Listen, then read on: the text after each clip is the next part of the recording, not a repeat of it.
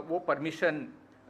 दे दिया गया है। इसमें प्रमुख रूप से जो ज़िले हैं जहां ज़्यादा संख्या में उद्योग ने परमिशन ली है, उसमें हरिद्वार में 1573 हैं, देहरादून में तकरीबन 500 हैं, थोड़ा कम, और उधम सिंह नगर में 2000 से अधिक हैं। लेकिन ख़ास बात यह है कि हमारे जो पर्वतीय जो ज़िले हैं वहाँ भी लोगों ने परमिशन लिया है और अपने उद्योग चालू किए हैं। मैं जो देख रहा हूँ फिगर, इसमें अल्मोड़ा भी है, इसमें बागेश्वर भी है, चंपावत है, चमोली है, सारे ज़िले, पिथौरागढ़ है, पिथौरागढ़ में 46 उद्योग ने परमिशन हमसे लिया है, रुद्रप्रयाग में 66 ज़िलों ने उद्योगों ने परमिशन लिया है। तो इस प्रकार से लोग जो उद्योगपति हैं वो सामने आ रहे हैं और वो परमिशन लेकर हमें उम्मीद है कि बहुतों ने खोल भी लिया है और बाकी लोग अपनी योजना बना रहे हैं, और जो हमें आभास मिल रहा है कि बहुत जल्दी ये उद्योग भी हमारा प्रारंभ हो जाएगा। इसी के साथ जो एक परेशानी कुछ उद्योगपतियों ने रेज़ किया था, भारत सरकार के जो पहले के गाइडलाइंस आए थे उसमें ये कहा गया था कि 2 शिफ्टों के बीच में 1 घंटे का गैप होना चाहिए, यानी कि एक शिफ्ट जब चला जाए उसके बाद से दूसरे शिफ्ट के आने के में 1 घंटे का गैप होना चाहिए, और जिसमें सैनिटाइजेशन इत्यादि व्यवस्था की जाएगी। सामान्यतः यही व्यवस्था रहेगी, लेकिन हमारे कई सारे कंटिन्यूअस प्रोसेस इंडस्ट्री हैं जो 24 घंटे चलते हैं, जहां जिनका प्रोसेस, जिनकी प्रक्रिया, जिनका कार्य वो रुकता नहीं है। तो उस केस में हम लोगों ने उन्हें कहा है कि वो 12-12 घंटे के शिफ्ट्स भी वो चला सकते हैं। इसके साथ जो भारत सरकार के द्वारा मनरेगा में हम जो उन्होंने शिथिलता प्रदान की है, उसका लाभ लेते हुए हमारे सभी 95 विकास खंडों में मनरेगा के कार्य प्रारंभ हो चुके हैं, और जो मेरे पास अभी सूचना है इसमें 7,311 कार्य हैं, और जिसमें तकरीबन 85,231, तो 7,300 से अधिक और 85,000 से अधिक श्रमिक उनमें ऑलरेडी रजिस्टर होकर अपना कार्य प्रारंभ कर दिए हैं। तो ग्रामीण क्षेत्रों में जो इस प्रकार का मनरेगा से रिलेटेड कार्य है वो भी प्रारंभ कर दिया गया है। आप सभी को पता है कि रूरल एरियाज़ में चाहे इंडस्ट्री हो, चाहे व्यवसाय हो, चाहे कंस्ट्रक्शन हो, उनमें किसी प्रकार की रोक नहीं है, और धीरे धीरे हम नॉर्मलसी की ओर दृढ़ता से बढ़ रहे हैं। और ये जो हमने आपको कुछ आंकड़े बताए हैं उससे ये प्रतीत होता है कि जो हमारे लोग हैं वो भी आगे आ रहे हैं और इसमें पार्टिसिपेट वो कर रहे हैं। इसके साथ मैं एक सूचना आपको ये भी देना चाहूँगा कि समस्त आंगनबाड़ी केंद्रों में जो हमारी धात्री माताएं हैं, जो हमारे गर्भावस्था में हैं और जो छोटे बच्चे हैं, उनके लिए जो टेक होम राशन होता है, वो टेक होम राशन की भी व्यवस्था पहले तो वो आंगनबाड़ी केंद्रों में आकर अपना टेक होम राशन ले जाते थे, लेकिन अभी कोविड के चक्कर में हम लोगों ने उनसे ये कहा है कि वो उन्हें आने की ज़रूरत नहीं है। हमारे जो कार्यकर्त्रीगण हैं आंगनबाड़ी में, वो जाकर उन्हें टेक होम राशन उनके घरों में, उनके डोर स्टेप पे उन्हें उपलब्ध कराएंगे। इसमें वो कार्य अब प्रारंभ हो चुका है और 20,067 आंगनबाड़ी केंद्रों में डोर टू डोर जाके लगभग 1,70,000 गर्भवती और धात्री माताओं को और 4,30,000 6 माह से 1 वर्ष के बच्चों को और 1,90,000 से अधिक 3 से 6 साल के बच्चों के लिए टेक होम राशन का वितरण प्रारंभ हो चुका है। और चूंकि वो घर घर में जाकर देना है, तो हम उम्मीद करते हैं कि आगामी 1 सप्ताह में लोग प्रयास करके हर घर में टेक होम राशन हमारे आंगनबाड़ी कार्यकर्तियों के सहयोग से इन समस्त ये जो वल्नरेबल ग्रुप है इसको हम लोग उपलब्ध कराएंगे। जो पिछली बार हमने बताया था कि हमारा प्रोक्योरमेंट का कार्य भी सुचारू रूप से चल रहा है, किसी भी स्थान से ऐसी कोई परेशानी की बात नहीं आई है। पिछले बार जो फिगर रिपोर्टेड थी उसके बाद से आज जो मुझे ज्ञात हुआ है कि 1,69,069 क्विंटल गेहूं की खरीद भी की जा चुकी है और 30 करोड़ से अधिक धनराशि का वितरण जो हमारे किसान इन गेहूं को प्रोक्योरमेंट खरीद केंद्रों में जो ले आए थे उनका भी भुगतान जो 48 घंटे की जो समय सीमा निर्धारित की गई है उसमें उनका भुगतान कर दिया गया है और आगे भी ये प्रक्रिया चलती रहेगी और जैसे जैसे आवश्यकता होगी हम फंड्स अवेलेबल कराएंगे और इन किसानों को भी हम ये उपलब्ध जो धनराशि है वो हम समय से उनका वितरण करते रहेंगे। अब एक जो बात आ रही है वो जो माइग्रेशन है, यानी कि जो माइग्रेंट्स हैं उनका यहाँ पे आना और जो माइग्रेंट्स हमारे प्रांत के अंदर ही हैं, एक ज़िले से दूसरे ज़िले में जो उनका माइग्रेशन है,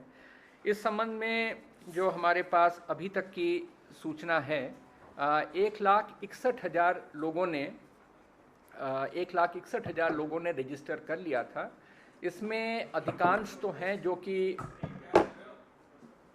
कि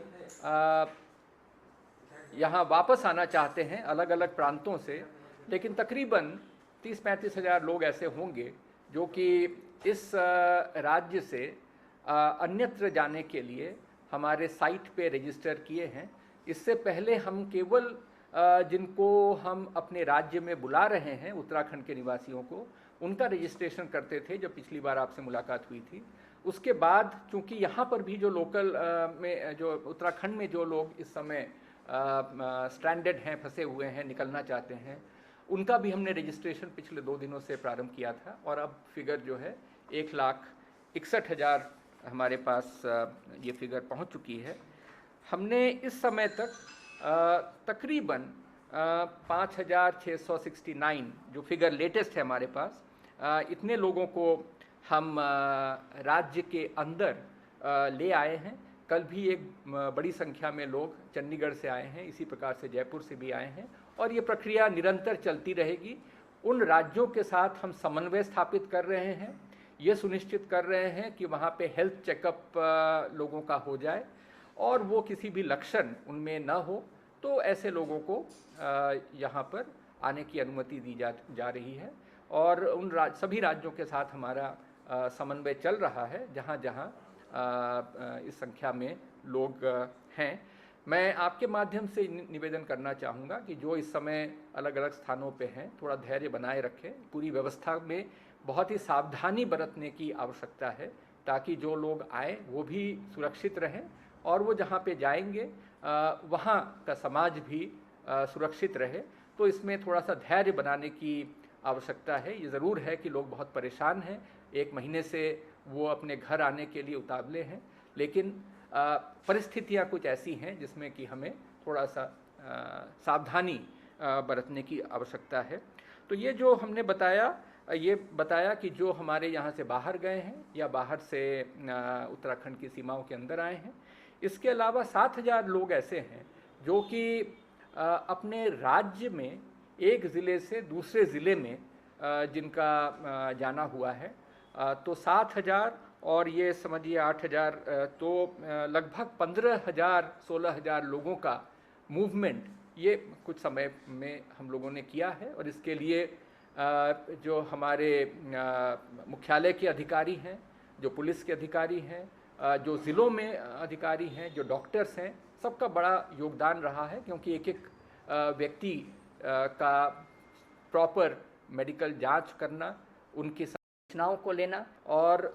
उनका होम क्वारंटीन सुनिश्चित करना, तो ये कार्य हमारा इस वक्त चल रहा है। इसमें एक सूचना मैं ये भी देना चाहता हूँ, पिछली बार हम लोगों ने जो बात किया था कि हमारे सम्मानित ग्राम प्रधानगणों की भी इसमें बहुत अहम भूमिका रही है। पिछले 1 महीने में उन लोगों ने अपने ग्राम पंचायतों में बहुत ही जिम्मेदारी से उन्होंने कार्य किया है और इसी का परिणाम है कि हमारे ग्रामीण अंचल अभी तक इस प्रकार के संक्रमण से प्रभावित नहीं हुए हैं। माननीय प्रधानमंत्री जी ने भी समस्त देश के समस्त ग्राम प्रधानों के साथ भी वार्ता की थी और सभी का आह्वान किया था कि ये जो बहुत बड़ी लड़ाई है और ये लंबी लड़ाई है, इसमें ग्राम प्रधानों का जो योगदान, जो अमूल्य योगदान है, वो बना रहे। हम लोगों ने हाल में जो आदेश पारित किए हैं, उस आदेश के माध्यम से ग्राम प्रधानों को हम सशक्त करना चाहते हैं। वैसे तो वो बहुत जिम्मेदारी से कार्य कर ही रहे हैं, लेकिन उनके हाथ और मजबूत हों, इसलिए उन्हें डिज़ास्टर मैनेजमेंट एक्ट के तहत हम लोगों ने कुछ अधिकार दिए हैं, ताकि यदि कोई केस ऐसा आता है जहां कोऑपरेशन, सहयोग नहीं मिलता है क्वारंटीन में, तो हमारे ग्राम प्रधान फिर वहां पर कुछ एक्शन ले सकें और अपने यहाँ पर जो सुरक्षा की व्यवस्था है इस बीमारी से, उसको और अधिक और बेहतर तरीके से वो कर सके। तो इसमें कुछ मीडिया में ऑलरेडी रिपोर्टेड है, लेकिन मैंने सोचा कि हम डिज़ास्टर मैनेजमेंट एक्ट के तहत आदेश करके अपने ग्राम प्रधानों को सशक्त करना चाहते हैं और जिस अभियान में उनका बढ़ चढ़ के योगदान रहा है वो और तेज़ी से आगे बढ़े, ये हम सभी का प्रयास है। एक हाल ही में जो ये ओलावृष्टि, अतिवृष्टि, ये सब भी हो रहा है और मीडिया में भी हमने देखे हैं, इस प्रकार की रिपोर्टें की गई हैं। तो इसमें मैं सिर्फ इतना बताना चाह रहा हूँ कि ये जो हाल में बारिश हुई है, इसका अभी सर्वे का कार्य चल रहा है और सर्वे जैसे ही पूरा होगा, जो मानक में जो ऐसे किसान आते हैं जिनका फसल नष्ट हुआ है, उन सभी को हम जो हमारा SDRF है, स्टेट डिज़ास्टर रिस्पॉन्स फंड, उसके तहत हम उन्हें जो क्षतिपूर्ति है, कॉम्पेंसेशन है, वो हम उन्हें देंगे। अभी तक जो हमें जानकारी है, क्योंकि अप्रैल में भी बीच बीच में बरसात होती रही और इस महीने में भी बरसात होती रही है, तो जो हमारे पास जानकारी है उसमें लगभग 13,290 हेक्टेयर ज़मीन प्रभावित हुआ था, लेकिन उनमें से सिंचित असिंचित मिलाकर तकरीबन 1600 हेक्टेयर ऐसा था जहां 33% से अधिक की क्षति हुई है और वो क्षतिपूर्ति के लिए वो पात्र पाए जाएंगे। इसी के साथ हॉर्टिकल्चर की भी सूचना है। हालांकि हॉर्टिकल्चर की सूचना वो थोड़ा सा पहले से सूचना है, यानी कि वो फरवरी-मार्च से ले रहे हैं और हमने उनसे ये भी कहा है कि हाल की जो सूचना है वो भी प्राप्त करके हमें अवेलेबल कराया जाए, ताकि जो किसान भाई हमारे जो जिनका ऑर्चर्ड्स है, जिनके बगीचे हैं और वहाँ पे क्षति हुई है, तो उनका भी हमें एक आइडिया लग जाए कि कितना हुआ है और उनका भी हम इसी प्रकार से उन्हें भी हम क्षतिपूर्ति देते रहेंगे।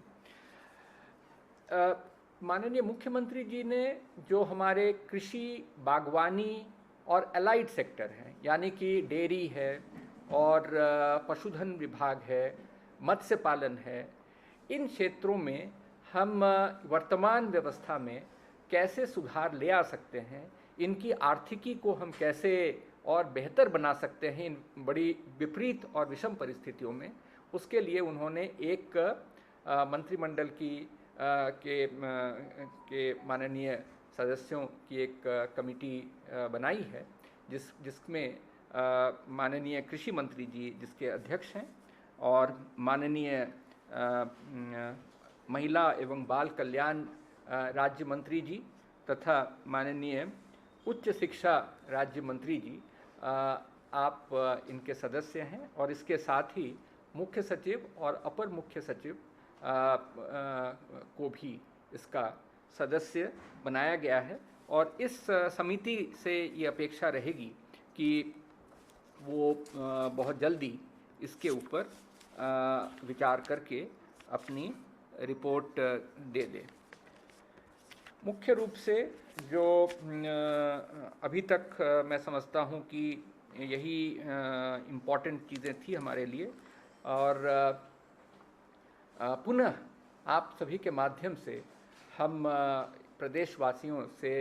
यही अनुरोध करेंगे, यही निवेदन करेंगे कि जो हम धीरे धीरे नॉर्मलसी लाना चाह रहे हैं, ये एक प्रक्रिया है जो इसी प्रकार से चलती रहेगी। अगर हमने बहुत जल्दी सोशल डिस्टेंसिंग का ध्यान नहीं रखा, यदि हमने सफाई की ओर ध्यान नहीं रखा, तो फिर ऐसी परिस्थिति न आए जिसमें कि हमें फिर कुछ न कुछ पाबंदियां लगानी पड़े। हम नहीं चाहते हैं किसी प्रकार की पाबंदी लगे, नॉर्मलसी आए, उद्योग व्यवसाय चलें, लोगों को रोजगार मिले, खेती हो और ग्रामीण अंचलों में लोगों को कार्य मिले। तो इन सभी को दृष्टि में रखते हुए ये सारी व्यवस्थाएं अभी फ़िलहाल की जा रही हैं।